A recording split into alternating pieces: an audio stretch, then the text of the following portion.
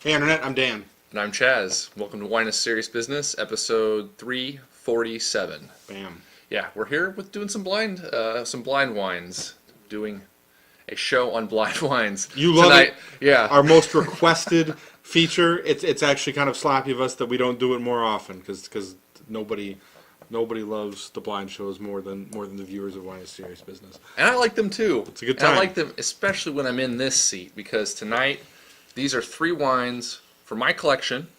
Right? They're from anywhere. They're from Oregon.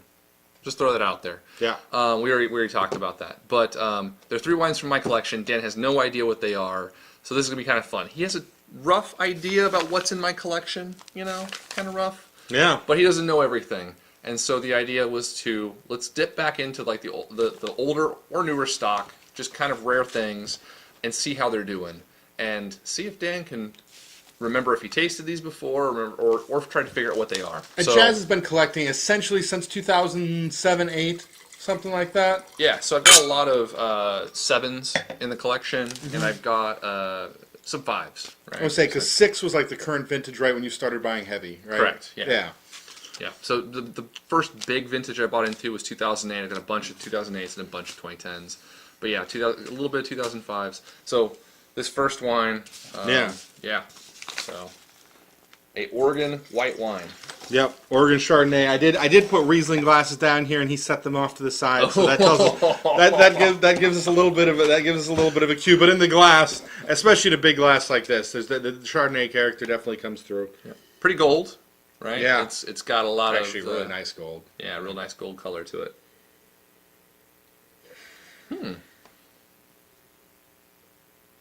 Really jumping out of the glass. Yeah. Real nice aroma. Nice and cold, but we got some good floral, like white and yellow flower, that's pretty cool. and I'm just surprised like it's still so a cold. touch of yolk. Yeah, touch of oak. Weird, looks like a paper bag, but it's not a paper bag. Yeah, it's a Jerusha found these. Clever. It's a paper bag that is a chill bag. Nice. The classiest. It's You pretty keep the classy. seam on the back so nobody out there knows the difference. Exactly. Ryan, if you're watching this yeah, you should get one of these. So it's got. I mean, it sort of has like the malolactic influence is there. It's got like a little bit of the richness, a little bit of the butteriness, but it's very, very light. There's like an acidic overtone to it. Maybe like appley, but just like a strong acid, like grape juice acid. It smells really nice. Yeah, and no indication of aging either, which I mean, aside from being well integrated, I'm not getting any like oxidized or any flavors like that. So Yeah, it's just sense. Yeah. right. It's not like they got any of the like bruised apple No. or like the sort of the sherried sort of components, right? They can come along with like sometimes old white wines. So Huh. Oh, not what I was expecting. So, big pop on the palate, a lot of fruit there, so that apple Yep. fruit's really there. A little bit of pears, a little bit of lemon. I feel like a little bit of sweetness. And I don't know, I'm not going to go so far as to necessarily say there's RS in there, but the I can see what you're saying, that yeah. fruit, the fruit definitely has a sweet flavor to it. it's almost like a cantaloupe or like a honeydew melon sort of thing. A little bit of sweetness in the finish, but Jeez. it's not. I would be really surprised if this was sweet at all. So Yeah, okay. Yeah. Good acidity, really cleaning things out on the back end. I need to let you just talk and just shut the F up. It's all right. I'm bad at blind tastings when I'm putting them on. Boy, I'm narrowing it down. We also haven't collected a whole lot of Chardonnay, so I feel like the mirror there, like it's a little narrower there, so that's Right. helping me out. This is a nice wine though. Yeah, and I will say that. he was asking me for producer and vintage, which the way it's holding up makes the vintage pick really interesting because honestly, it tastes fresh enough. It tastes as fresh as plenty of wines that are current releases. Agreed. Right. So The acidity is just fantastic. I'm going to attribute it to a cooler year on that sense. That's kind of what that leads me to. And I don't think it's as old. 7 to 10 years old and not showing any age would be amazing. So now we're narrowing it down to right. We throw out 7, so we've got 8 warm, 9 warm, 10 and 11 are cool, 12 warm, 13. I'm gonna go with Johan Concrete. I don't know if they made one of those in 2011 or not. I think it's a 2011, so I might be wrong. I feel like, if I'm right on one of those three, well, two. It's like I guess strong minerally components, high acid, strong minerally lean components. fruit. There's a little bit of like sourness that kind of reminds me. What about that of, sweetness though that you were detecting? That doesn't detract from that for me. Yeah, I said it. I'm sticking with. All right. Oh, yeah. I'm trying to think of what else that. In my mind, that's the closest thing. So we'll find out. Yeah. I got the variety right. Hopefully, at least this isn't like some weird white blend, right? That would be interesting. Chaz pulls a Viognier out. Oh God. I don't know. You just like that's a challenge I'm going to take on. In the future, if we're going to do that, you're going to blind me like 2 Rieslings and a Viognier and see if I can pick it out. Man. This is good. Yeah. So we also very intentionally did the show on a Friday because he was like, I'm picking out cool stuff. I want to make sure that we get to drink. Yeah, I want to drink them with you. Yeah. So we're going to enjoy these after the show, I think. Yeah. No, I think so too. Is that enough wine? I gotta paint that. Nah, well, we'll get to more. How's the color? I gotta do some white paper. So this is definitely older, right? This has got just a little bit of the red starting to fade there. Nice deep color in the center, but fading toward the edge, and even really getting just the tiniest bit of bricking on there a little bit, right? Yeah, just a little bit around the edges. Tiny bit.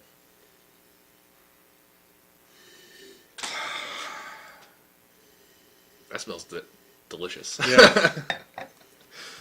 A little bit of tobacco, a little bit of asphalt, a little bit of bit of cherry, dark cherries. Whole stemminess is like somewhat whole. I'd be surprised if this wasn't a whole cluster wine or partial whole cluster wine. Get like the stemminess, the earthiness. Dark cherries, potpourri, just good savory aromatics on this. Yeah, a little bit of the oak coming through. This is it's cool. This is delicious. This smells awesome. Yeah, it smells really good.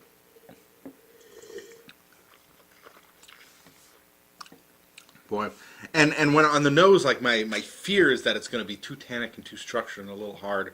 And I'm wondering maybe if even on release this is a pretty big, strong wine. But it's in a really good spot right now, I think, on the palate. The tannins are in a good spot. You still definitely get those flavors of structure, those feelings of structure. You get some of those herbal potpourri type flavors, and you still get those dark red fruits, but they've got a good sense of depth to them. And but it's pretty engaging. This is nice. Right. Yeah. It's a nice bouquet of fruit flavors. Right. Some fresh, some old, like some dark cherries. A lot of like earthiness and like a little bit of herbalness going into the finish. The structural elements are a bit strong, but they're not overwhelming to the palate. Like the flavors and the intensity are all really well balanced together. This is cool. The length here is really nice, and just how like cleanly and nicely it ends. Even though it's somewhat structured, it ends very gently. Yeah. Again, the age is doing it so many favors. Like the structure is full on the finish, but it's so well integrated. And right on the front and kind of on the mid palate, there's this really good bloom of fruit, really good sense of complexity, those dark fruits, and a little bit of like bright red fruits on the outside. It really engages you, and in the back end, like the fruit kind of fades and it dries things out. Yeah. This is a really nice evolution. This is in a great spot. If you got whatever this turns out to be, if you've got any, I encourage you to drink some. It's like really interesting, like dark cherries, sort of like, maybe like cooked cherries into like orange peel or some sort of like citrus, like kind of like leading to the acidity in the mid palate. Just a great evolution of flavor. I agree. Your brain can go a lot of places with this. This is going to be a tough one to pick. This is banging. This is so good. Yeah, this is a fantastic organ. You said they were all Oregon. Yeah, Oregon. I said they're all Oregon. And and I'm just getting excited. And you'll have to trust me. Yeah, that I think this is Pinot Noir, but And this is kind of embarrassing. So this one is striking me as something from further north in the valley, not Yola Amity. I don't think it's Dundee Hills, and this might be where it gets me because we collected a lot of Dundee Hills. So that's tough. So in my mind of the stuff we were drinking, I'm kind of leaning towards Metello, Elk Cove, and Stag Hollow, although Chaz bought a lot less of that than I did. It's a good producer. Yeah, and the structural elements there lead me towards. Can I guess after we try the third one? Sure, absolutely. Okay. Yeah. I guess we'll Think about it more. Yeah, absolutely. Let's just step into this third All right. wine. We know where you're going with that. So. Yeah. Wow, way more red fruit. Got it. So I'm hoping. So this is what's leading me into, right? That we've got like this is on the nose, much more Dundee Hills, lighter in the glass. Yeah, super light in the glass. Like Yeah. the color here is just Again, just a touch of the bricking coming in. I realize we got to get some white paper on the desk because this brown color probably not working will out. hold up to that lighter colored chair. Over there. Oh yeah, we Grab got real quick. We got some white paper over here. There we go. Thanks, Trellis, Yeah. for these fine, like 75 cents a piece. No, is that bricking or is this just the lightness of the wine? Like, 'cause It's both. It is so like it's like a garnet, you know. It's Yeah, like yeah. so, Yeah, again, a little bit of the age starting to show through, but I'm also guessing that's not a surprise, right? If these were 2014s, I wouldn't be too happy with that color. Sure, of as course, wines yeah. that are in the neighborhood of 10 years old, this is definitely in line with expectations, and Okay. I feel pretty good about it. Yeah. Just a lot more bright fruits. Yeah, a little bit of herbal character on the nose there. really pleasing aroma here. I'm getting a bit of tobacco out of this. A little bit. But leaning towards like red fruited strawberries, sort of bright cherry aromas. And substantially less savory than wine number 2. Yeah, and maybe not as a strong of aroma on the nose either. Like this is a little more subdued, but still like completely delicious, and it still says a lot to you. Yeah. It's not like it's Boy. austere at all. There's fantastic strawberries all across the palate. Right in the beginning, kind of adding some complexity, adding a little bit of darker fruit on the mid palate. Great, delicate acidity all the way through. Yeah, floral character. Wow. That's a good bottle of wine. Man, yeah. It's just literal, just velvet silk on Yep. the palate. Like it is so gentle, so nice. Just Like has a lot to say, but the structural elements, like the tannins, are almost completely gone at this point. I will say they're that. low. They are low. They have a little bit of grip in the mid palate and the cheeks, but the acidity and the way that the fruit flavor and acidity are paired together. I mean, it is one of the most gentle wines I've tasted in a long time. So well integrated, and the Yeah. acidity provides just the amount of structure it needs to keep it feeling alive and dry things out nicely on the palate.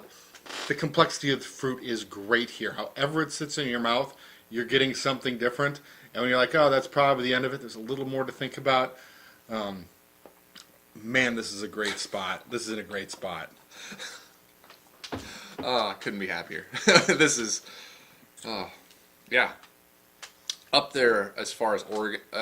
In my experience with Oregon wines, this is one of the better wines I've tasted in a long time. Yeah, fantastic. So I feel like it's got to be Dundee Hills. This is going to be a very educational point if it's not. And from there, I can't imagine that he would do a 3-wine set and not have a bottle of DuPont.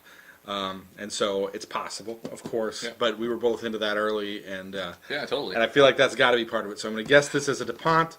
I'm going to guess this as